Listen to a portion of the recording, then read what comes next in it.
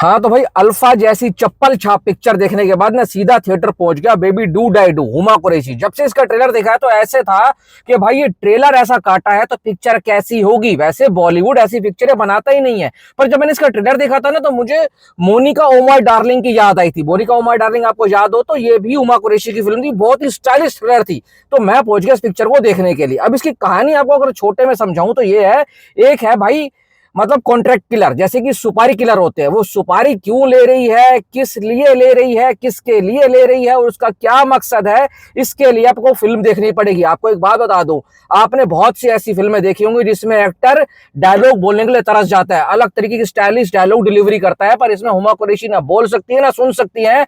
उसके बावजूद भी चीख चीख कर उनकी एक्टिंग आपके कानों तक पहुंचती है और बड़े बड़े नेपो किड को हिला करके रख देगी ये फिल्म। मैं सच बता रहा हूं, उन्होंने जो काम किया है बहुत ही स्टाइलिश, अनएक्सपेक्टेड, क्रेजी थ्रिलर बनाया है। अब इसके पीछे भी एक मकसद है। वो भाई साहब किन कुत्तों की गैंग में आ जाती है, एकदम हरामी है सब के सब, और उन हरामियों के बीच में कैसे सरवाइव करती है। और भाई साहब जिस तरीके से डायरेक्टर ने इसके स्क्रीन प्ले को आपके दिमाग के साथ उलझाया है ना, आप देखोगे तो आप हैरान हो जाओगे।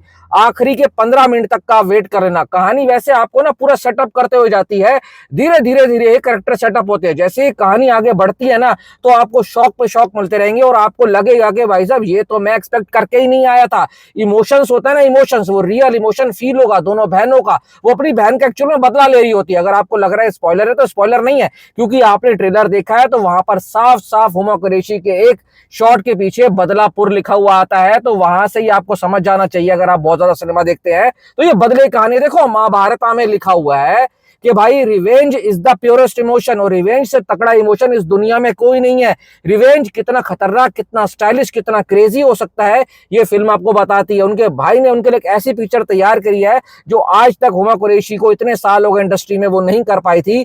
भाई मजा आ गया फेस एक्सप्रेशन से, उनकी आंखों से कुछ क्लोजअप शॉट होते हैं इमोशनल सीन के अंदर। वो क्लोजअप शॉट ऐसे क्लोजअप शॉट होते हैं ना कि उनकी आंखें आपको भी रोने पर मजबूर कर देंगी। और आखिरी के 15 मिनट में जब सस्पेंस खुलता है ना तो आपके दिमाग के धागे खुल जाएंगे और आप कहोगे भाई साहब यही सिनेमा तो मैं चाहता था। पर हमारी बदकिस्मती इतनी है कि पिक्चर को देखने के लिए चंद चंद चंद 4 से 5 लोग आए थे, और वो भी ऐसे थे कि इंटरवल के बाद भाग पड़े थे, क्योंकि ये फिल्म हर किसी के लिए नहीं है। इस तरीके की फिल्में ना थोड़ा सा दिमाग में शांति लेकर जाना पड़ता है। मांस मसाला पुष्पा टाइप फिल्में अगर आप देखते हो तो ये फिल्म से 100 कदम की दूरी बनाकर रखना, क्योंकि ये फिल्म फिर आपको बकवास लगेगी। ये फिल्म की थोड़ा सा और फास्ट पेसिंग स्क्रीन प्ले होता ना तो ये फिल्म और कातिल बनकर आती। फिर भी कहूंगा बेबी डू डाई डू ये हर उस बंदे के लिए जो क्रेजी और कुछ अलग देखना चाहता है, मैं तो कहूंगा जाकर देख डालो। हाँ एक बात और है, जितना क्रेजी इसका स्क्रीन प्ले है ना उससे कहीं ज्यादा इसका म्यूजिक है। इतने ज्यादा गाने हैं, इतने ज्यादा गाने हैं, पर गाने कहीं पर भी ना आपको फिल्म की गति को, मतलब ऐसा नहीं लगेगा फिल्म की गति कम हो रही है। भाई साहब वो साथ साथ चलते रहते हैं और पेसिंग और बढ़ाने का काम करते हैं। जाओ और देख डालो। 3.50 स्टार, यानी कि 3.5 स्टार मैं इस फिल्म को दूंगा आउट ऑफ 5।